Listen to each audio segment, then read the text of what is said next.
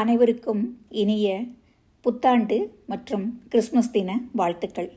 போன வாரமே சொன்னேன், அடுத்த வாரம் கிறிஸ்மஸுக்காக ஒரு கதை எடுத்துகிட்டு வர போகிறேன்னு. அந்த வகையில் ஒரு கிறிஸ்துவ ஆன்மீக கதையை எடுத்துகிட்டு வந்திருக்கேன். கதையின் பெயர் கண்டேன் கர்த்தரை. எழுதினவர் என் கணேசன் என்பவர்.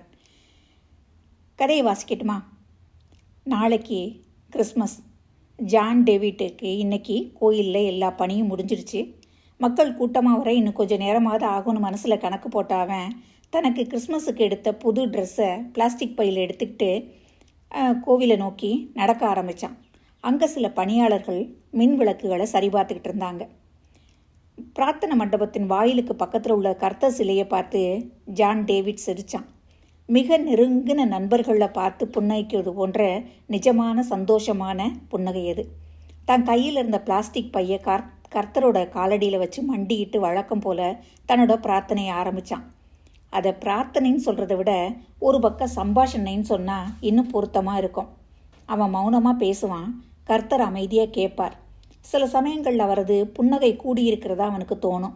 சில சமயங்களில் எல்லாத்தையும் அறிஞ்சிக்கிட்டு அவனை சமாதானப்படுத்துகிற கனிவை அவர் கண்களில் பார்ப்பான். இப்போ 50 வயதாகிற ஜான் டேவிட்டுக்கு இந்த கர்த்தர் மீது சின்ன வயசுலேருந்தே மிகுந்த ஈடுபாடு இருந்தது. 10 வயசில் தன் நண்பன் ஜேம்ஸிடம் இதே இடத்தில் தன் ஆசையை ஜான் டேவிட் சொல்லியிருக்கான். ஜேம்ஸ், எனக்கு ஒரு தடவையாவது இந்த கர்த்தரை நேரில் பார்க்கணுன்னு ஆசையாக இருக்குடா. ஜேம்ஸும் அதே அவளோட தன் ஆசையை சொன்னான். எனக்கும் ஒரு தடவையாவது எம்ஜிஆரை பார்க்கணுன்னு ஆசைடா. இவங்க பேச்சை பின்னால் இருந்து கேட்டுக்கிட்டு இருந்த மூத்த பாதிரியார் வயிறு குலுங்க வாய் விட்டு சிரிக்க சின்ன பிள்ளைங்க 2 பேரும் அங்கேருந்து ஓடி போனாங்க. படிப்பில் சிறிதும் நாட்டமில்லாத ஜான் டேவிட் தனது 15வது வயசில் பெற்றோரையும் இழந்து இந்த தேவாலயத்தில் எடுபிடி வேலைக்கு சேர்ந்தான். 35 வருஷமாக இங்கே வேலை செய்கிறான். ஆனாலும் அவனுக்கு அந்த வேலையில் இன்னைக்கு வரைக்கும் சலிப்பு தட்டினதே இல்லை. கர்த்தரோட தேவாலயத்தில் வேலை செய்ய சந்தர்ப்பம் கிடைச்சது தன்னோட பாக்கியம் தான் எப்போவும் நினைப்பான். அதுலேயும் தேவாலயத்தின் சிலைகளை துடைக்கிறது அவனுக்கு ரொம்ப பிடிச்சமான வேலை. எல்லா சிலைகளையும் தொடச்சிட்டு கடைசியாக பிரார்த்தனை மண்டபத்தின் நுழைவாயிலுக்கு பக்கத்தில் இருக்கும் அவன் மிகவும் நேசிக்கும் கர்த்தர் சிலையை ரொம்பவும் வாஞ்சையோடு தொடப்பான். பிறகு அந்த கர்த்தர் சிலையோட கொஞ்ச நேரம் மனசு விட்டு மௌனமாக பேசுவான். அந்த கொஞ்ச நேரம் எந்த தடங்கள் எதுவும் வராத போது மணிக்கணக்காக பேசுறது கூட உண்டு. ஆரம்பத்தில் ஒரு முறை மூத்த பாதிரியார் அவங்கிட்ட கேட்டார், அதென்ன ஜான், இந்த கர்த்தர் சிலைக்கு மட்டும் கூடுதல் கவனம் கொடுக்குற? ஃபாதர், இந்த கர்த்தர் சிலை எல்லாத்தையும் விட தத்ரூபமாக இருக்கிற மாதிரி எனக்கு தோணுது. கனிவான புன்னகை எவ்வளோ அழகாக இருக்குன்னு பாருங்களேன். அவன் முகத்தில் தெரிஞ்ச ஆனந்த பிரமிப்பு அந்த மூத்த பாதிரியாரை வியக்க வச்சது. இத்தனை சிறிய வயதில் இப்படிப்பட்ட எண்ணங்கள் அபூர்வம் தானே. மேடையில் இருக்க அந்த பிரதான சிலை அதுவும் நல்லா தான் இருக்குது ஃபாதர். ஆனால் சிலுவையில் இருக்க கர்த்தரை பார்த்தா மனசு வேதனைப்படுது. இந்த கர்த்தர் கையை உயர்த்தி ஆசீர்வாதம் செஞ்சுக்கிட்டே கொஞ்சம் குனிஞ்ச மாதிரி இருக்கிறது நம்ம பேசுகிறத காது கொடுத்து கேட்குற மாதிரி இருக்குது இல்லையா ஃபாதர்? அந்த மூத்த பாதிரியார் அவனுடைய கற்பனையை கேட்டு புன்னகைத்தார். உத்து பார்த்தபோது அப்படித்தான் தெரிஞ்சுது. அந்த தேவாலயத்தில் கிட்டத்தட்ட 30 ஆண்டுகள் இருக்கும் அவர் இதுவரை இதை கவனித்ததில்லை. பிரதான சிலையை கவனிக்கும் அளவு மற்ற சிலைகளை யாரும் அவ்வளவா கவனிக்கிறதில்ல. ஃபாதர், எனக்கு இந்த சிலையில் இருக்க மாதிரியே கர்த்தரை ஒரே ஒரு தடவையாவது பார்க்கணுன்னு ஆசை. முடியுமா ஃபாதர்? இந்த ஆசையும் அவர் இதுவரை யார் வாயிலிருந்தும் கேட்டதில்லை. பணம், பதவி, புகழ், நிம்மதி எத்தனையோ தேடல்களை பார்த்துருக்கார். ஆனால் கர்த்தரை நிகழ்கால பாத்தில் இருக்க மனிதர்கள் பார்க்கணுன்னு ஆசைப்படுறதா அவருக்கு தெரியல. 10 வயசில் அவன் காண ஆசைப்பட்டது ஒரு விளையாட்டு ஆசையத்தான் அவருக்கு தோணி இருந்தது. ஆனால் அவனுடைய இப்போதைய ஆசையை அப்படி எடுத்துக்க முடியலை அவரால். ஜான் டேவிட்டோட தோளை பரிவோடு தடவியபடி அவர் சொன்னார், இதயத்தில் சுத்தம் உள்ளவர்கள் பாக்கியமான்கள். அவங்க இறைவனை காண்பார்கள்னு கர்த்தர் மலை பிரசங்கத்தில் தெளிவாக சொல்லியிருக்கார். நீ இதே மாதிரி உன் மனசை வச்சிருந்தா ஒரு நாள் நிச்சயமாக அவரே உன்னை பார்க்க வருவார். அந்த வார்த்தைகள் ஒரு சத்திய பிரமாணமாய் ஜான் டேவிட்டின் மனசில் பதிஞ்சு போயிடுச்சு. அதுக்கு பின்னாடி அந்த பாதிரியார் அவனை அடிக்கடி கூப்பிட்டு அவனோட பேச ஆரம்பித்தார். அவனுக்கு நல்ல அறிவுரைகள் சொல்வார். ஜான் டேவிட், உன்னோட மனசில் அன்பு, கருணை, இரக்கம் எல்லாம் நிறைஞ்சிருக்கிற போது நீ கர்த்தரோட ஆதிக்கத்தில் இருக்கிறன்றதான் அர்த்தம். வெறுப்பு, கோபம், பொறாமை, கர்வம் இத்தனை குணங்களை மனசுக்குள்ளே நுழைய விட்டா நீ சைத்தானுடைய ஆதிக்கத்தில் நுழையிற. நீ எப்பவும் கர்த்தரோட ஆதிக்கத்திலேயே இரு. அவரால் நீ ஆசீர்வதிக்கப்படுவாய். தனக்கு தோன்றதெல்லாம் அவனும் அவர்கிட்ட மன விட்டு சொல்லுவான். இங்கே வர்றவங்க கர்த்தரை மனசார வணங்குற மாதிரி தெரியல ஃபாதர். ஏதோ பேருக்கு வந்து எந்திரத்தனமாக பிரார்த்திச்சிட்டு சேர்ந்து தேவையில்லாமல் வம்பு பேசிட்டு போகிறவங்க தான் அதிகம்னு தோணுது ஃபாதர். கஷ்டத்தில் இருக்கிறவங்க மனமுருக பிரார்த்தனை செய்கிறாங்க. ஆனால் அவங்க கஷ்டம் கூட தீந்துருச்சுன்னா மற்றவங்க மாதிரியே மாறிடுறாங்க. ஏன் ஃபாதர்? அவன் எதையும் ஆழமாக கவனிக்கும் விதம் அவரை வெகுவாக கவர்ந்துச்சு. மூத்த பாதிரியார் அவன் சொல்கிறதையெல்லாம் சிரிப்போடு கேட்பார். சில சமயங்களில் பொருத்தமான பதில் இருந்தால் சொல்லுவார், இல்லாட்டி சிரித்தபடி கேட்டுக்கிட்டு இருப்பார். அவருக்கு அடுத்த நிலையில் உள்ள இளம் பாதிரியாருக்கு அவர் எடிபடியோட இவ்வளவு நெருக்கமாக பழகிறது கொஞ்சம் கூட பிடிக்கலை. மூத்த பாதிரியாரான ஜான் டேவிட் வந்து சேர்ந்து 12 வருஷம் கழிச்சு இறந்து போனார். ஜான் டேவிட்டுக்கு அவருடைய மரணம் பேரிழப்பாக இருந்தது. கர்த்தரை தவிர அவன் பேச்சை கேட்கவோ புரிஞ்சுக்கவோ இனி யாரும் இல்லை. மூத்த பாதிரியார் இறந்து போய் ஒரு வாரத்துக்குள்ள அவன் கனவுல கர்த்தர் வந்து புன்னகைத்தார். அவன் சந்தோஷம் தாங்க முடியாமல் சக பணியாளன் ஒருவன்ட்டு அதை சொன்னபோது பணியாளன் சொன்னான், அதெல்லாம் மனப்பிராந்தி. அன்னையிலேருந்து இது போன்ற விஷயங்களை மற்றவங்கள்ட்ட சொல்கிறத விட்டுட்டான். மூத்த பாதிரியார் மறைவுக்கு பின்னாடி தேவாலயம் இளம் பாதிரியார் நிர்வாகத்தில் வந்தது. எல்லாரையும் அவங்க இடத்துல வைக்கணுன்ற கொள்கையோடு இருந்த இளம் பாதிரியார் ஜான் டேவிட்டை அலட்சியப்படுத்த ஆரம்பித்தார். ஜான் டேவிட்டுக்கோ இது போன்ற சில்லறை விஷயங்கள் ஒரு பொருட்டாவே தோணலை. அது இளம் பாதிரியாரை மேலும் ஆத்திரமடைய வச்சது. மற்ற பணியாளர்கள்லாம் இவர் அதிக மரியாதையும் பணிவையும் எதிர்பார்க்குறான்னு தெரிஞ்ச உடனே அவர் எதிர்பார்த்தபடி நடந்துக்கிட்டாங்க. ஜான் டேவிட் எப்பவும் போலவே இருந்தான். அவனுக்கு அவர் கூடுதல் வேலைகளை தர ஆரம்பித்தார். அவன் கர்த்தரின் வேலை என்ன அதையும் சந்தோஷமாக செய்ய ஆரம்பித்தான். பகலில் அவனுக்கு கொஞ்சம் கூட ஓய்வில்லாமல் அவர் பார்த்துக்கிட்டார். அதனால் அவன் தினமும் ராத்திரி நேரத்தில் அவனுடைய கர்த்தர் சிலை முன்னாடி மெழுகுவத்தியை பற்ற வச்சு குறைஞ்சது 1 மணி நேரமாவது பிரார்த்தித்துட்டு பேசுவான்.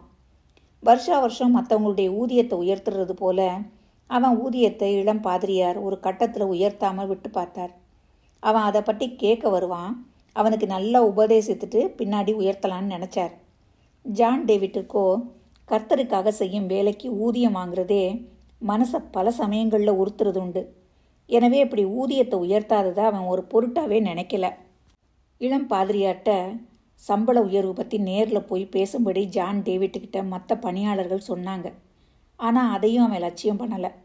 அவன் அதை பற்றி பேச வராததையும் இளம் பாதிரியார் திமிர்னு தான் நினச்சார். இனியும் எவ்வளோ நாள் அவன் தாக்கு பிடிக்கிறான்றதை பார்த்துடலான்னு நினச்சார். 15 வருஷங்களாக அவன் மாத சம்பளம் மாறாமலேயே இருந்தது. ஜான் டேவிட்டுக்கு தன் சம்பள விஷயமோ தன்னை அலட்சியப்படுத்தும் விஷயமோ பெருசாக தோணலைன்னா கூட இளம் பாதிரியார் தேவாலயத்துக்கு வர்ற கிறிஸ்துவர்கள்ட்டையே ஏழை, பணக்காரர், சாமானியர், செல்வாக்குள்ளவர் என்று வித்தியாசப்படுத்தி நடந்து கொள்ளும் விதம் மிகுந்த மன வருத்தத்தை கொடுத்தது. மாட்டுத் தொழுவத்தில் பிறந்த கர்த்தரின் போதனைகளை போதிப்பவர்கள் இப்படி ஏழைகளையும் சாமானியர்களையும் அலட்சியப்படுத்தலாமான்னு வருத்தப்பட்டான். அவர் அப்படி சிலரை உதாசீனப்படுத்தும் போது ஜான் டேவிட் பக்கத்தில் இருந்தான்னா அவனையும் அறியாமல் வருத்தத்தோடு பார்ப்பான். அதை கவனிக்கும்போது இளம் பாதிரியாருக்கு இன்னும் ஆத்திரம் அதிகமாகும். என்ன எடை போட இவன் யாரு, இவனுக்கு என்ன தகுதி இருக்குன்னு அவர் அடிக்கடி தனக்குள்ளே கேட்டுக்கிட்டார். அவங்கிட்ட வாய் விட்டு கேட்குற சந்தர்ப்பம் ஏனோ இதுவரைக்கும் வரல. மற்ற பணியாளர்கள் ஜான் டேவிட் மீது இளம் பாதிரியாருக்கு ஏதோ மன வருத்தம் இருக்கிறதாக அவங்கிட்ட வந்து அடிக்கடி சொன்னாங்க. நேரில் போய் அவர்கிட்ட பேச சொன்னாங்க. அப்படி பேசினா கண்டிப்பாக சம்பளத்தை கூட்டி கொடுப்பாருன்னு சொன்னாங்க. சம்பளம் அதிகமாக கேட்கும் எண்ணம் ஜான் டேவிட்டுக்கு இல்லைன்னா கூட அவருக்கு அவன் மீது ஏதாவது மன வருத்தம் இருக்கும்னா அதை நீக்க தன்னால் முடிஞ்சதை உடனடியாக செய்யணுன்ற எண்ணம் ஜான் டேவிட்டுக்கு சில நாட்களாகவே தோணிக்கிட்டு இருந்தது. நல்லா யோசித்து பார்த்தபோது அவர் தேவாலயத்துக்கு வர்றவங்கள்ட்ட எப்படி நடந்துக்கிறார்ன்றது பெரிய விஷயம் இல்லைன்னு அவனுக்கு தோணுச்சு. கர்த்தரை பார்க்க வர்றவங்க மற்றவங்க தங்களை எப்படி நடத்துகிறாங்கன்றதை பற்றி ஏன் யோசிக்கணும்னு கேட்டுக்கிட்டான். கர்த்தர் என்றைக்குமே பேதம் பார்க்கறது இல்லையே. தன் இன்றைய சம்பாஷணையில் கர்த்தர்கிட்ட அவன்கிட்ட சொன்னான். எனக்கு தெரிஞ்சு நான் அவரை புண்படுத்த முடியாது எதுவும் செய்ததா நினைவில்லை. மூத்த பாதிரியார் அன்னைக்கு சொன்னது போல அன்பு, கருணை, இரக்கம் போன்ற நல்ல தன்மைகளையே நான் என்கிட்ட தக்க வச்சுக்கிறேன். கர்த்தரே, அதுக்கு எதிர்மாறான எதையும் நான் வந்தவுடன் விரட்டி கொண்டு தான் இருக்கிறேன். ஆனால் என்னால் இன்னொரு மனசில் மோசமான எண்ணங்கள் வருமானால் அதுவும் என்னோட தவறு தான்னு இப்போ எனக்கு தோணுது. கண்டிப்பாக அவர்கிட்ட போய் நான் பேச போகிறேன் கர்த்தரே. சொல்லி முடித்தவுடன் தன் கர்த்தர் முகத்தில் அதற்கான வரவேற்பை கண்ட ஜான் டேவிட் மனநிறைவோடு எழுந்திருச்சான். தன்னோட புது உடைகளை அவர் காலடியிலிருந்து திரும்ப எடுத்துக்கிட்டான். தேவாலயத்துக்கு வர்ற செல்வந்தர் ஒருவர் இந்த கிறிஸ்மஸுக்கு 1000 ரூபாய் பணத்தை அவனுக்கு அன்பளிப்பாக கொடுத்து நல்ல ட்ரெஸ் தச்சுக்கிற சொன்னதுனால இந்த முறை இந்த அழகான வெள்ளை நிற உடையை தச்சிருந்தான். இந்த ட்ரெஸ் நல்லா இருக்கா கர்த்தரே? முதல்ல இவ்வளோ நல்ல ட்ரெஸ்ஸை கிறிஸ்மஸுக்காக வாங்கினேன், பிடிச்சிருக்கா? கர்த்தருடைய புன்னகை பிடிச்சிருக்கிறதுன்னு சொன்னதாய் தோன்ற ஜான் டேவிட் திருப்தியோடு அங்கிருந்து நகர்ந்தான். மேடையில் கர்த்தரின் சிலை அருகே இருந்த மின் விளக்குகளை இளம் பாதிரியார் மேற்பார்வையிட்டு கொண்டு இருந்ததை கவனித்த ஜான் டேவிட் அவரை நெருங்கினான். ஜான் டேவிட் தாம் பக்கத்தில் வந்ததை கண்டு இளம் பாதிரியார் முகத்தில் புன்னகை வந்தது. இந்த வீராப்பெல்லாம் எத்தனை காலத்துக்கு நிற்கும்? தாக்கு பிடிக்க முடியாமல் சம்பளம் கூட்டித்தர கேட்க வந்துட்டான்னு மனசில் நினச்சிக்கிட்டவர் என்னன்னு ஜான் டேவிட்டை கேட்டார். ஃபாதர், எனக்கு படிப்பு கிடையாது, பெரிய பெரிய விஷயங்கள்லாம் புரியாது, நான் கிணத்தவளை மாதிரி. என் உலகம் இந்த தேவாலயத்திலேயே அடங்கிடுச்சு, வேற உலகமும் தெரியாது. என் மேலே உங்களுக்கு ஏதோ வருத்தம் இருக்கிறதா சிலர் என்கிட்ட சொல்லியிருக்காங்க. அது உண்மையானு எனக்கு தெரியாது, எதனாலன்னு எனக்கு தெரியாது.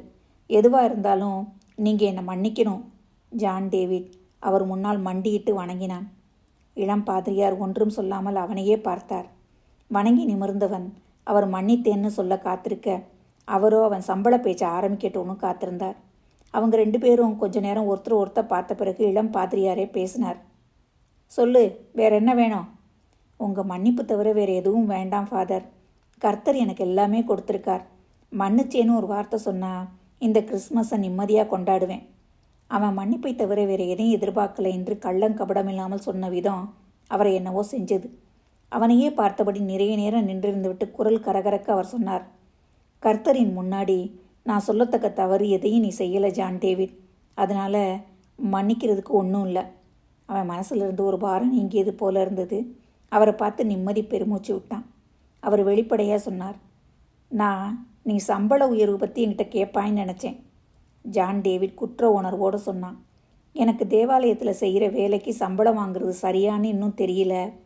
சில சமயத்தில் கர்த்தர் தர்றாருன்னு தோணுது, சில சமயம் கர்த்தருக்கு செய்கிற வேலைக்கு காசு வாங்குறதான்னு தோன்றுறது. அதனால் எனக்கு சம்பள உயர்வு பற்றி எண்ணமே வரல. இளம் பாதிரியார் அவனது பதிலில் மெய்சிலிர்த்து போனார். மூத்த பாதிரியார் அவனை பற்றி உயர்வான அபிப்பிராயம் வச்சிருந்தது ஏன்னு இப்போ அவருக்கு விளங்குச்சு. Merry Christmas father. Merry Christmas John David. அவர் குரலில் இதுநாள் வரை இல்லாத புதிய ஸ்நேகம் இருந்ததாக ஜான் டேவிட்டிற்கு தோன்ற அவரை பார்த்து புன்னகைத்துட்டு தேவாலயத்தை விட்டு வெளியே வந்தான். அவனுக்கு மனசு லேசாக இருந்தது.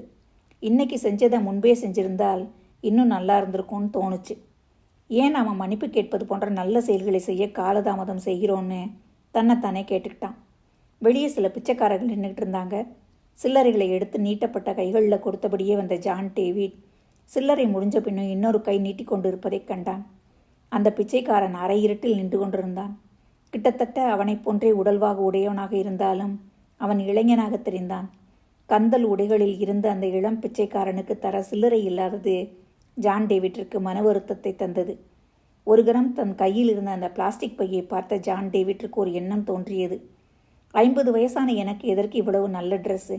சின்ன வயசில் இருக்கிற இந்த பிச்சைக்காரனுக்கு இதை கொடுத்தால் இவன் இதை போட்டுக்கிட்டு இந்த கிறிஸ்மஸை எவ்வளோ சந்தோஷமாக கொண்டாடுவான். ஜான் டேவிட் பின் ஒரு கணமும் தாமதிக்கவில்லை. தான் கையில் இருந்த பிளாஸ்டிக் பையை அந்த கையில் வச்சு மனசார சொன்னான், மெரி கிறிஸ்மஸ். அந்த பிளாஸ்டிக் பையை வாங்கி கொண்ட அந்த பிச்சைக்காரன் ஓரிரு அடிகள் எடுத்து வைத்து வெளிச்சத்திற்கு வந்தான். மெரி கிறிஸ்மஸ் என்றான். ஜான் டேவிட் உடலில் மின்சாரம் பாய்ந்தது. அண்ட சராசரங்கள் ஒரு கணம் அசையாமல் நின்றன. காலம் ஸ்தம்பித்து நின்றது. கந்தல் உடைக்கு எதிரான தேசசுடன் அவன் தினமும் பார்த்து பேசும் அவனுடைய கர்த்தர் காட்சியளித்தார். அழகாய் புன்னகை செய்து கையை உயர்த்தி ஆசு கூறியபடி அவன் சிரசை தொட்டார். அவன் உடல் லேசாகி அவன் விண்வெளியில் மிதப்பது போல தோன்றியது. வாழ்நாள் புறாவும் அவன் கண்ட கனவு என்று நிறைவேறியிருக்கிறது. பேச முயன்றான், முடியவில்லை. கர்த்தரே கர்த்தரே என்று திரும்ப திரும்ப மனதில் சொன்னான். எத்தனை நேரம் அந்த அனுபவத்தில் திளைத்திருந்தான் என்று தெரியவில்லை. அவன் பழைய நிலைக்கு திரும்பிய போது அவன் தரையில் மண்டியிட்டு கண்களிலிருந்து அருவியாக ஆனந்த கண்ணீர் வழிய கர்த்தரே கர்த்தரே என்று இடைவிடாமல் சொல்லிக் கொண்டிருந்தான். குழப்பத்துடன் தன்னை பார்த்தபடி சூழ்ந்து நின்றிருந்த உருவங்களுக்கிடையே அவன் கர்த்தரை தேடினான். கர்த்தர் அந்த வடிவத்தில் அங்கு இருந்த சுவடே இருக்கவில்லை. அவனுடைய பிளாஸ்டிக் பையையும் காணவில்லை. என்ன ஆச்சு? யாரோ கேட்டாங்க. மனம் ஆனந்தத்தில் நிறைந்திருந்த அந்த நேரத்தில் மற்றவர்களிடம் சொல்ல அவனுக்கு வார்த்தைகள் இருக்கவில்லை. கதை இந்த இடத்துல முடிக்கிறாரு கதையாசிரியர். கிறிஸ்துவ மதம் மட்டுமல்ல, எல்லா மதங்களுக்கும் பொதுவாக அன்பு கருணை இந்த மாதிரியான எண்ணங்கள் தான் மிக முக்கியமானது. மிக அழகாக அந்த கதையில் சொல்லியிருக்காங்க. மீண்டும் ஒரு முறை அனைவருக்கும் இனிய கிறிஸ்மஸ் புத்தாண்டு நல்வாழ்த்துக்கள். அடுத்த வெள்ளிக்கிழமை புத்தாண்டு பிறந்திருக்கும். புத்தாண்டில் மீண்டும் உங்களை சந்திக்கிறேன். உங்கள் அனைவருக்கும் இனிய புத்தாண்டு நல்வாழ்த்துக்கள்.